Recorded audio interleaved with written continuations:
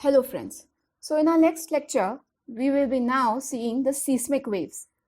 These are the waves which come from inside the Earth's surface, that is from the interior of the Earth. And we have already learnt about the interior of the Earth. The core, the mantle and the crust, these are the three layers in the interior of the Earth. And the waves that come from inside also affect our lives in the form of the earthquakes and may destroy or disturb our daily lives. And therefore, we need to understand the nature of these seismic waves and the effect they have on our lives. So, in this lecture, I will be covering the following topics. That is, I will tell you about the terminology related to earthquakes. I will also tell you about how the earthquakes are measured and in what units. We will then talk about the types of seismic waves, and then we will talk in general about seismology and what is its importance in our daily lives. And then we will discuss sample questions which have already been asked in the prelims and mains exams in UPSC. So this is what the lecture contains. So let's start, my dear friends. Seismos. So seismos, the word seismos comes from Greek word. So whenever you hear the word seismic, it means that you are talking about earthquakes. So this is seismos is related to the word vibration, and it is a Greek word and it means earthquakes. So seismic noise. Now what is the term seismic noise? It is a relatively persistent vibration of the ground. Now we know that we humans, we do construction, we do mining, we have large buses and trains which go from bridges. So all these things, the human activities, they also cause vibrations in the ground, but they are not earthquakes. So these vibrations are known as seismic noise because the scientists who study these earthquakes, the scientists who study these vibrations, need to differentiate between actual earthquake vibration and these seismic noises. So that is why they are termed as noise, because it is difficult sometimes for the scientists to differentiate between the two, because both of them get recorded in the instrument. That is, seismic noise also gets recorded, and seismic vibrations, that is the earthquake vibrations, they also get recorded. So it becomes difficult to differentiate. So seismic noise is only anthropogenic in nature. It is caused due to our daily activities that we carry on in our daily life. Seismology is the study of earthquakes. So seismologist is a scientist who studies earthquakes. And here we have in Pune the Institute of Seismology, a department under Institute of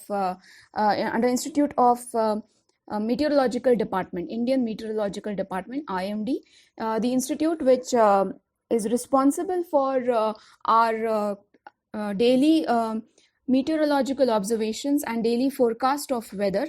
It also has a department under it, which is the Department of Seismology. So it also studies earthquakes, and therefore the seismologist is a person who studies earthquakes. Seismograph is the instrument which records the earthquake. So you have a seismograph, it is an instrument. Seismometer is a part of the seismograph. So there is a confusion between seismograph and seismometer. Seismograph is the total assembly of that instrument. The total instrument is known as the seismograph, while seismometer is an internal part of the seismograph which actually does the recording. And seismogram is the recording of the ground. So what you get as a result, the recording that you get, that is known as the seismogram. So these are very confusing and very synonymous type of words, and hence I have brought this differentiation between all of these. Now see, this is the basic terminology that is related to earthquakes. So this is the epicenter and this is the focus. So what is epicenter and what is focus? So focus is that point inside the earth from where the waves are starting to originate. That is the point. So it is that point where the energy is bursting out. It is that point where the energy has burst and has started traveling. Okay, so it is that point of that point in the interior of the earth. It could be 10 to 12 kilometers deep or even deeper. Okay, so the focus is that point which is deep inside the earth. Now when this focus, the energy which bursts out at this focus, it travels in all directions from inside the earth. So it travels and it comes to the surface. So the shortest distance that it travels while coming to the surface is perpendicular to the focus. It is directly above the focus. So that point is known as the epicenter. Since it is the shortest distance, therefore it also gets the maximum damage. So epicenter is the point which is nearest to the focus and is also above the focus, and therefore it also gets the maximum damage. While focus is the point from where the earthquake originates. Focus is also known as hypocenter, and epicenter is the point where it is on the surface of the earth, where you will get the maximum damage. So you sometimes hear that an earthquake has been caused and the epicenter was the Himalayas or the Western Himalayas. So there is one point or one area which is the epicenter, because it is that point which gets the maximum damage, and it is the point where the waves travel first to that place. Okay, so this should be clear. How is earthquake measured? Now, earthquake, as you know, is measured with the help of an instrument which is known as seismograph. Now, generally, it consists of a mass attached to a fixed base. So there is a base in this instrument, a body, which is attached to a mass, which is like a pendulum or a similar type of object. And during an earthquake, the base moves and the mass does not. Okay. So it's the opposite. The base moves and therefore it realizes that there is an earthquake. So the motion of the base with respect to the mass is commonly transformed into an electrical voltage. So when the base is moving, because the mass is not moving, so this relationship between the movement of the motion of the base and the mass is then converted into mathematical calculations, and these conversions are done.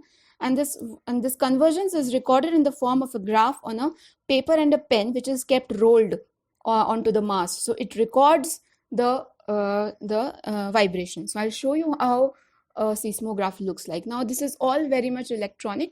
Earlier it was quite mechanical in nature, but now with the advancement in technologies, now everything is very digital.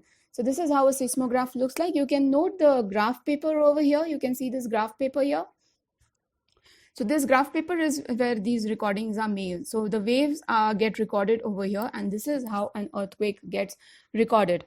Okay, so see this is the detailed seismogram. So what is this? This is the seismogram. Okay, so seismograph is the instrument. Seismometer is the mass which measures the object, which measures actually the recording.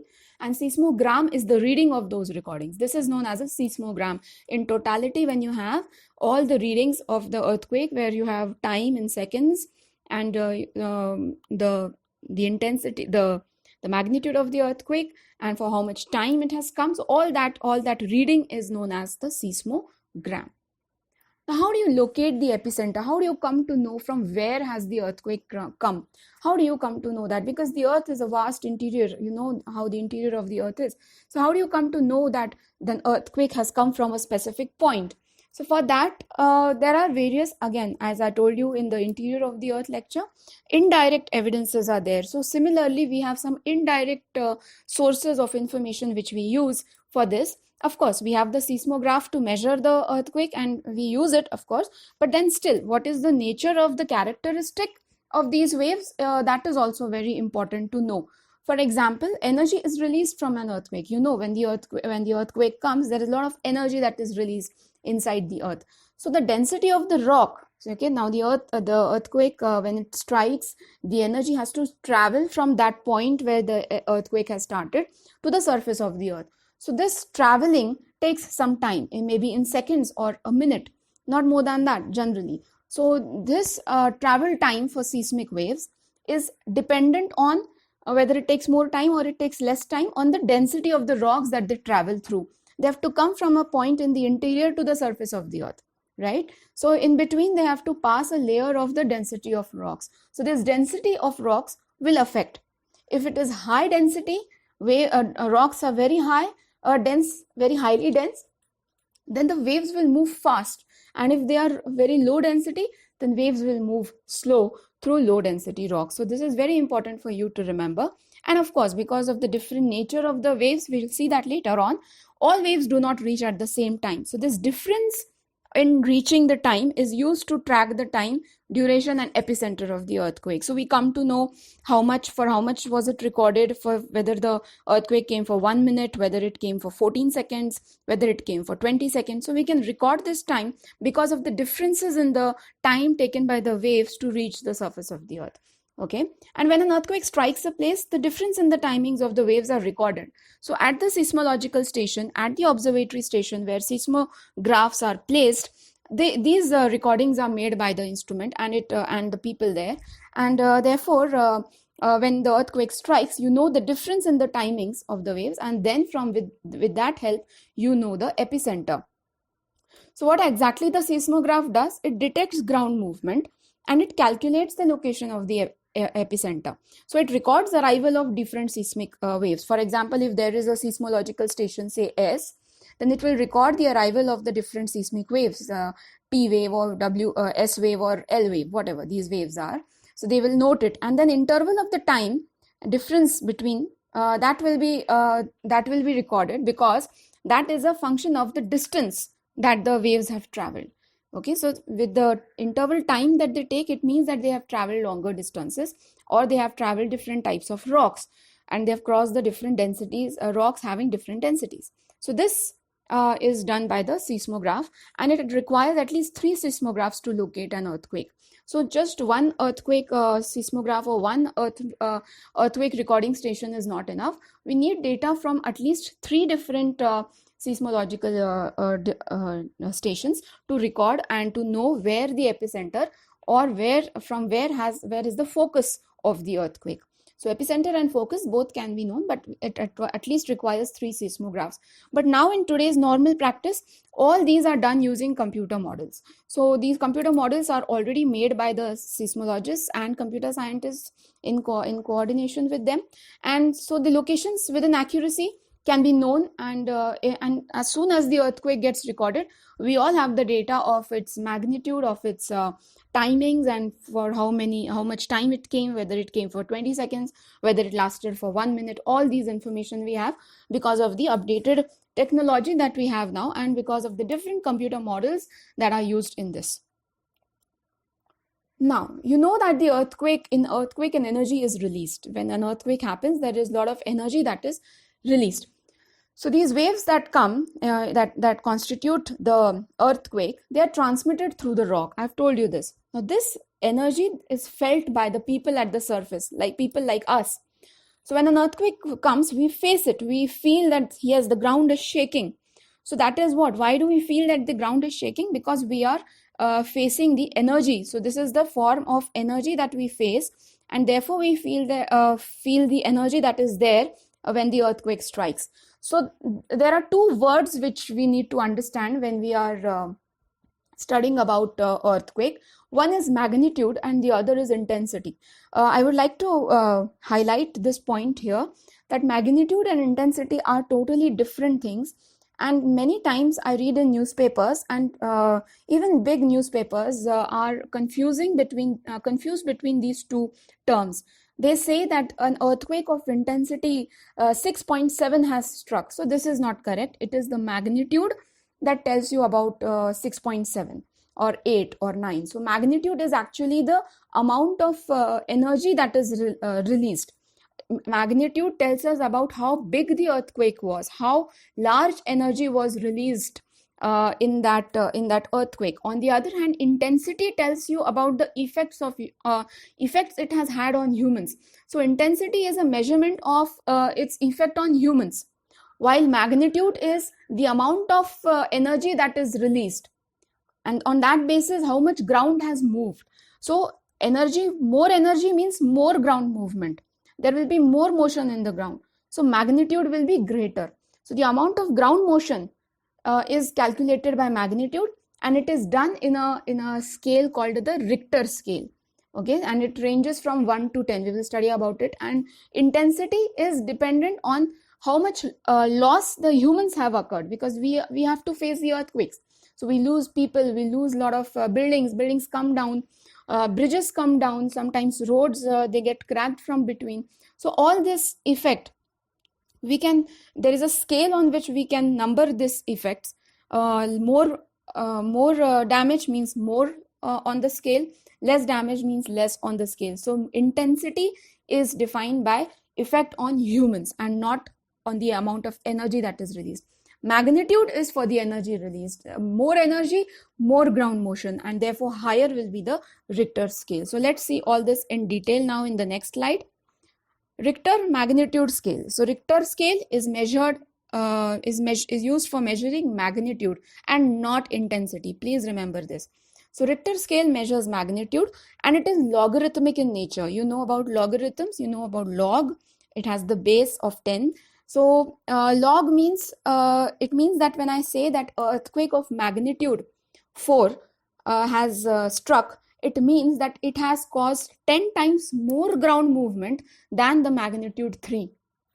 Okay, so there are two things that you have to remember when you are studying the magnitude of an earthquake. That magnitude 4 is 10 times more ground movement causing than magnitude 3. At the same time, the energy released by an earthquake of magnitude 4 is 30 times more than an earthquake of magnitude 3. So can you imagine 30 times more energy is released when magnitude increases by 1 in Richter scale. So Richter scale is logarithmic in nature. It is expressed from 1 to 10, and generally 10 magnitude earthquake has not yet been faced any time in the world as yet. And we just hope that it doesn't strike. But the 26th December 2004 earthquake, which caused the great tsunami, was around magnitude 9. So some scientists say it was 8.3, 8.5. Some say it was 9, 9.3. So around you can say 9. So it was a very highly destructive earthquake. It caused a lot of energy which was generated in the earthquake, and therefore also a lot of loss occurred and damage occurred. So I think this is clear that magnitude is a logarithmic scale. It is defined by a logarithmic scale called the Richter scale, and it means that if I say 3, then and if I say 4, it means that ground motion is 10 times larger in 4 and energy released is 30 times larger than 3. So this should be very clear to you. So let's see how many earthquakes do we get in a year. So great earthquakes out of like 8 and over, we hardly get it once in a year, once or twice in a year. And here you can see in the fourth column, you can see the energy that is released.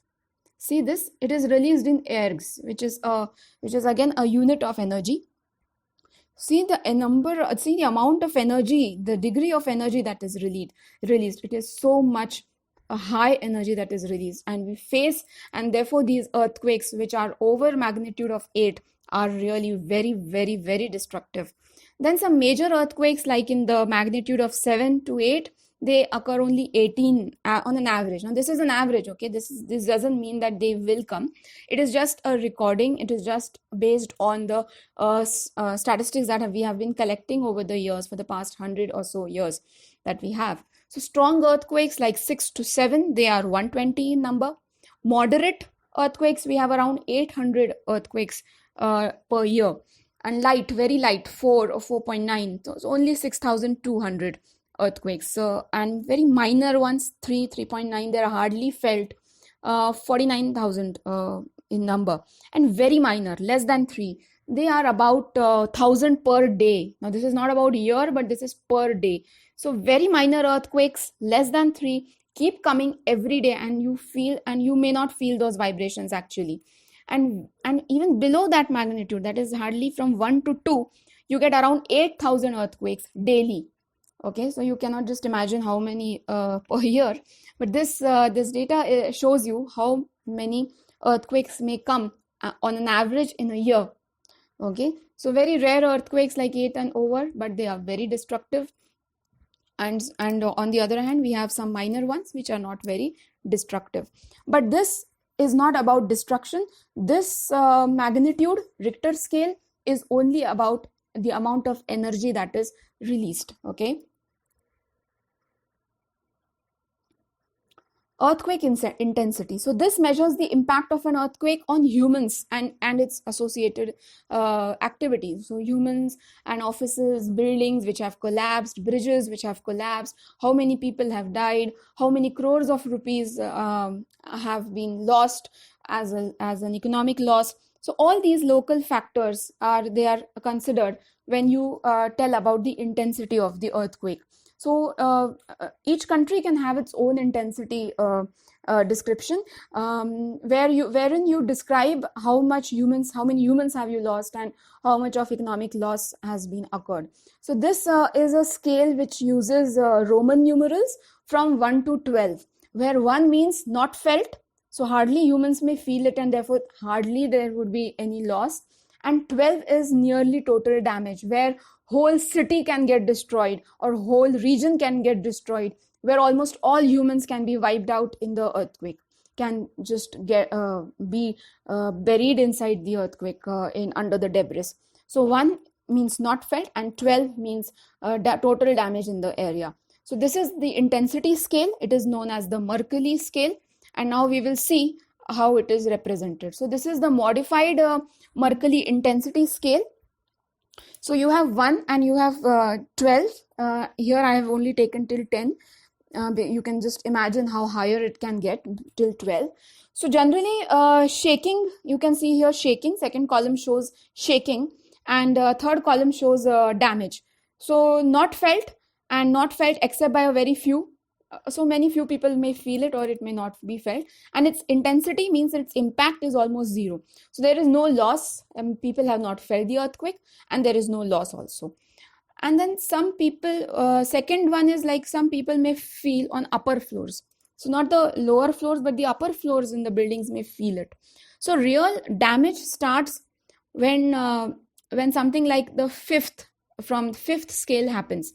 Some dishes and windows are broken. Pendulum clocks may stop. So these are the effects, which can be seen in the Mercalli intensity scale.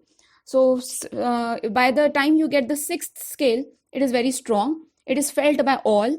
Many people are frightened. Heavy furniture is moved, and some buildings here there may fall. Okay, and so some slight damage can be seen. And then it moves on to 10 and 12, where the whole city may get wiped out. Large buildings may collapse. Foundations of the buildings may actually collapse. Railways can get bent. Okay, for example, here you can see in the 10th scale, railways can be bent. So the railway tracks, they can get bent. So this is how the intensity of the scale is described. Here energy is not considered. Here the impact of that energy on humans and his activities are considered. So Richter scale and Mercalli scale are totally different. Richter scale measures magnitude, Mercalli scale measures intensity. So earthquake in general is a hazard for us, and we cannot do anything to prevent earthquake, but we can do something to mitigate the earthquake. And therefore, if we are prepared, and if we make our buildings earthquake resistant, if we know how to protect ourselves. So there are various building codes which are designed by every country's building authorities, and they tell you how to make construction. And then there not just earthquakes, but then there are other hazards like the landslides, which can be serious, which can have serious effects in an area. So if a landslide, because of the earthquake, landslide is caused, and landslide may even cause damage to your buildings. And also tsunamis in the ocean bed. So if an earthquake is caused in the ocean bed, if the focus is below the ocean bed and the epicenter is in the ocean, then also that energy may cause the waves to start flowing. And if those waves come to the coast, they are open in the sea. But if they travel the distance, because they are very energetic waves, they have lots of energy, so they may travel large distances in the ocean in a matter of few minutes and few hours. So if they come to the coast, they can bring lots of damage to the coastal areas. So earthquake, not just earthquake, but landslides and also tsunamis, they are all related to earthquakes. So they are all related hazards. And so we need to be prepared in the form of building codes, in the form of making earthquake resistant structures, and keeping ourselves prepared for all these things. Now we come to the types of seismic waves. Now these seismic waves are the waves which cause earthquakes. So when they come to the surface, all the seismic waves have different types of nature. Their nature is different. Each seismic wave is different from the other. So we'll see what these earthquake waves are, these seismic waves are. And all natural earthquakes take place in the lithosphere. So they take place, I've already told you what is lithosphere in the previous lecture. So this is around 200 to 400 kilometers below the surface of the earth. Most of the earthquakes are not deeper than this. They may be deeper, but most of the earthquakes are not deeper than 200 to 400 kilometers. So they happen in the lithosphere. An earthquake is caused due to release of energy. And this energy, this generates waves that travel in all directions. Just like in a pond, if you throw a stone and you will see ripples coming in the pond. So similarly, when the energy strikes at a point on the earth, in the interior of the earth, it sends waves in all directions. So these waves, these ripples, are called seismic waves, and they travel in all directions. All the seismic waves are of different nature, and therefore their effect on us on the surface of the earth is also different. So let's look at what these types of waves are. So there are basically three waves: primary, secondary, and surface waves. So primary waves, these are body waves. They are first to arrive because they are the fastest. So they will travel very fast, and they are the first ones to arrive and affect the surface of the earth. What do they do? If you can see here, the how do they make the ground move? This is how they make the ground move. So you will feel like it's being pulled from this side and that side.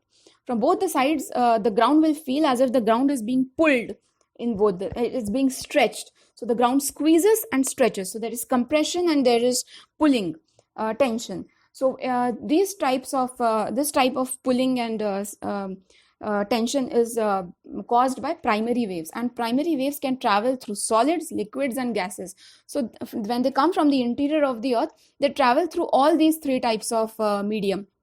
Okay, so that is one thing. So you must remember, primary waves, they travel through solids, liquids, and gases. So this is the type of ground motion that they will cause. I will explain little in detail later in the next slide.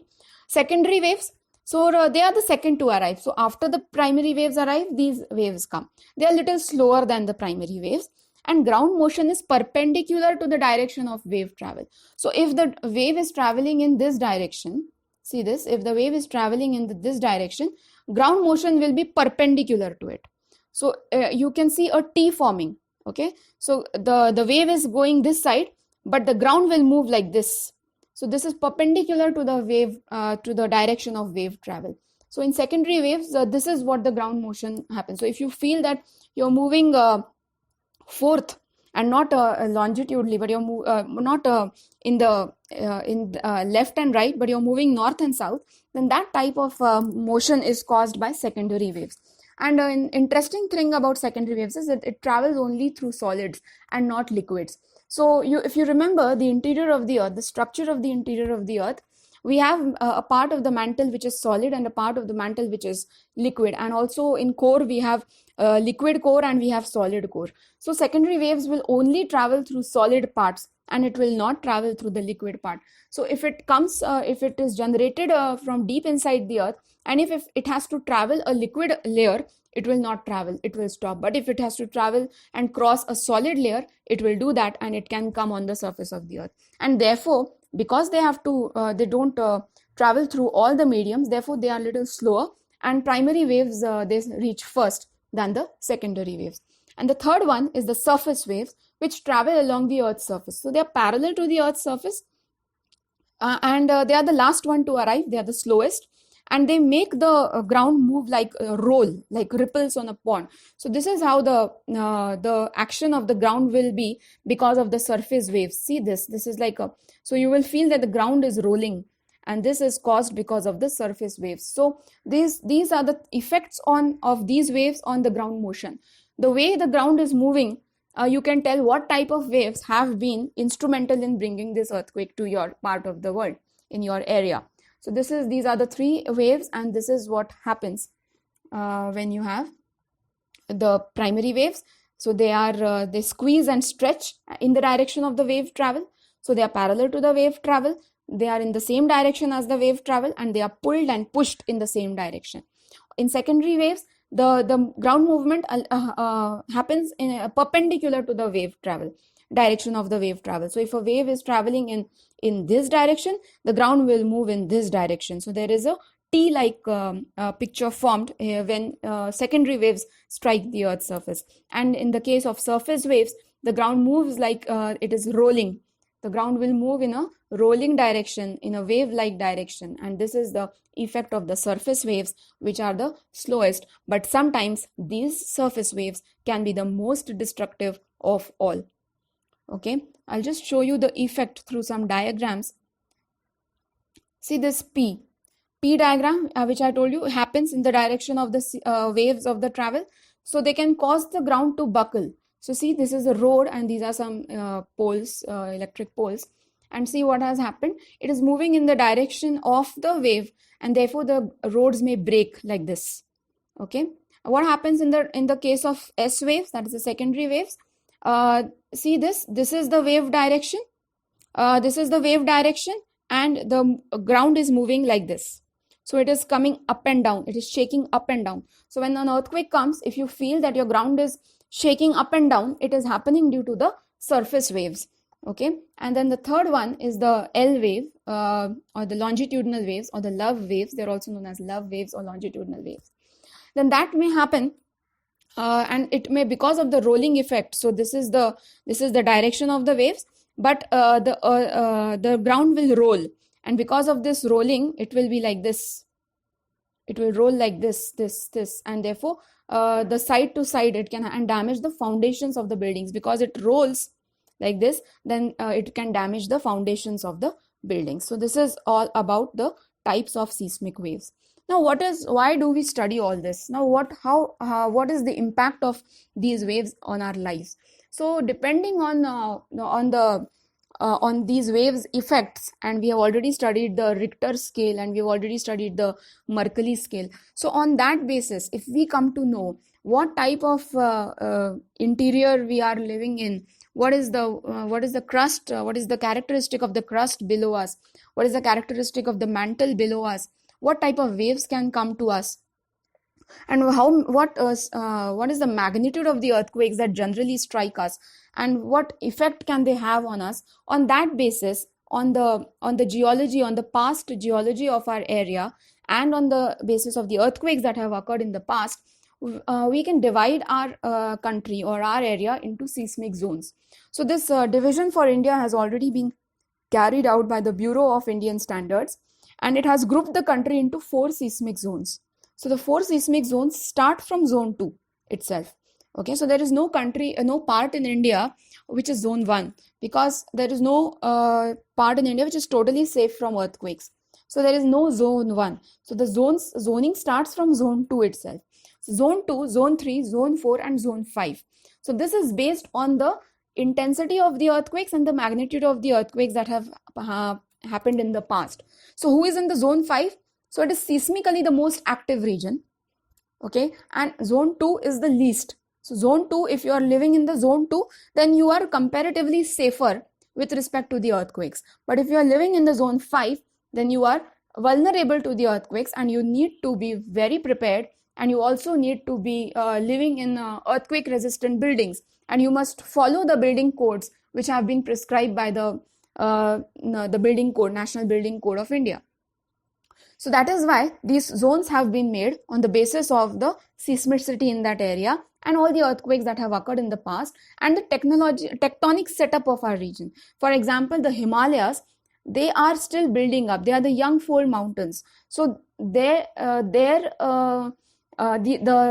ground is not so strong. On the other hand, the Deccan Plateau of India is comparatively safer because it is made up of strong rocks.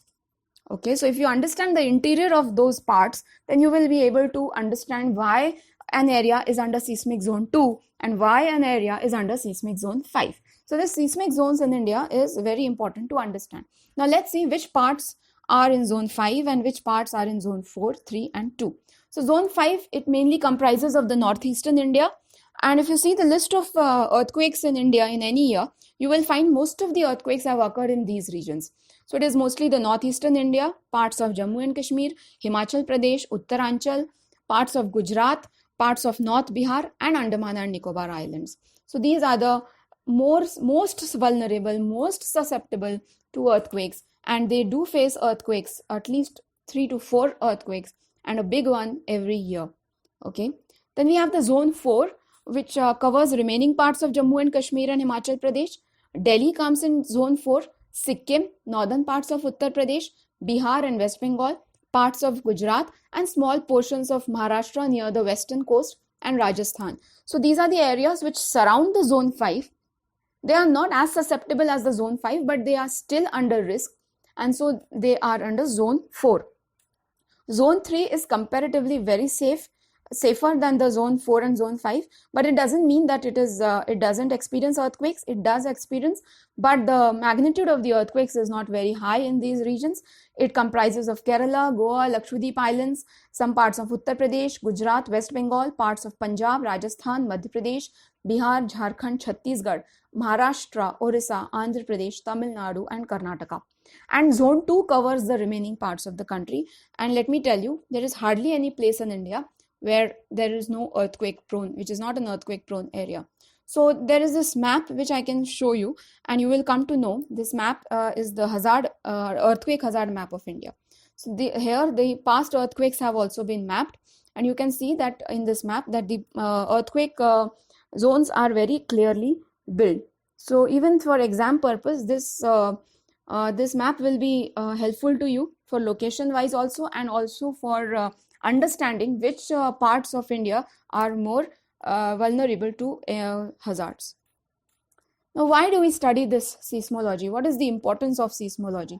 So seismology is the study of earthquakes and associated phenomena. So it not just means that it studies earthquakes, but it also tells us about Earth's interior. It also gives us inputs about how we can be careful. So if you are living in a seismic zone 4 or a seismic zone 5, you need to protect yourself. The government needs to be more careful. The people need to be more careful. The construction should be done in a very sustainable and earthquake resistant manner. So all these things help us to know more about the Earth's interior. At the same time, it also helps humans to live a better life if you have to live in this region. So it provides a strong incentive to observe and study the earthquakes in the sea, because even tsunamis can affect our coastal regions, and on the land, because the earthquakes which strike the land can also have great losses in the form of buildings collapsing and humans dying. So seismology is very important. The way we record our earthquakes, the use of technology in this it's increasing, and therefore seismology helps us to live our lives in a better way. We have to face these disasters, and therefore we have to live a better way. Now, these are some of the sample questions which have been asked in the past based on this topic. So I'll take this question. In the structure of the planet Earth, the core is mainly made up of which of the following? So the answer here is iron, because as I told you, a core is also known as the knife layer, NiFe. Ni means nickel and Fe means ferrous, that is iron. So iron is the answer over here. This question was asked before in prelims exam. And this question was asked in the mains some few years back, I think 18 or 19. Discuss the methods of measuring the intensity and magnitude of earthquakes, and how are seismic zones demarcated. So if you see, so you know now you know that the methods of how do you measure the intensity. So it is measured on the basis of the loss that has occurred, the buildings that have collapsed, the economic loss, the humans that have lost their lives. So all those effects that is given in the Mercalli's intensity scale. So Mercalli's intensity scale is used to measure, and magnitude is measured by the Richter scale. So these are the two different methods. And then how are seismic zones demarcated? We have just seen they are demarcated on the basis of the seismicity, on the basis of the geological past, what is inside the earth, how many earthquakes have come in the area. So on all that basis, on the intensity of the losses that have occurred because of these earthquakes, generally what magnitude of earthquakes have struck this area, on all that basis, seismic zones are demarcated, and on that basis India has been demarcated into 4 seismic zones: zone 2, zone 3, zone 4 and zone 5. So there are some practice questions which I would like to share. Like if we can do this question 1. Stretching and squeezing. Consider the following statements. Stretching and squeezing of rocks is caused by P waves, and earthquakes are only generated by sliding of rocks. Select the correct answer from the following quote. So we have already seen that P waves cause the stretching and squeezing. They travel in the same direction as the wave direction, and therefore they stretch and they squeeze. They compress and they pull. So the stretching and squeezing of rocks is caused by P waves. So first sentence is correct. And earthquakes are only generated by sliding of rocks? No. There are various reasons for earthquakes. We will discuss this in some other lecture. But there are various reasons behind earthquakes, and only generated by sliding of rocks is not the reason. This is one of the reasons, but it is not the only reason. So obviously second statement is wrong. Therefore the answer is A, that is only one. I'll give you some more questions for practice questions. Differentiate between Richter and Mercalli scale. Why should both be used? This can be a question. What do you understand by seismic noise? Discuss its impact on measuring the Earth's seismic activities. So seismic noise, I had told you, because it becomes difficult for the seismologists to differentiate between noise and the actual earthquake vibrations. So therefore they are a nuisance, and but we cannot avoid them because they are caused by human activities, and human activities have to be carried out. So their impact on measuring the Earth's seismic activities, you can say that they are a disturbance, and sometimes it becomes difficult for the scientists to differentiate between the two. So this question has already been discussed in this lecture. And explain the importance of technology in earthquake studies. So in seismology today, a lot of technology is being used. Remote sensing is being used to know the interior of the Earth, to know what is happening inside the Earth, and that can also help us to know more about seismology. So technology in terms of computer models, technology in terms of digital instruments are being now used to record earthquakes. Number of seismological stations has increased in the country.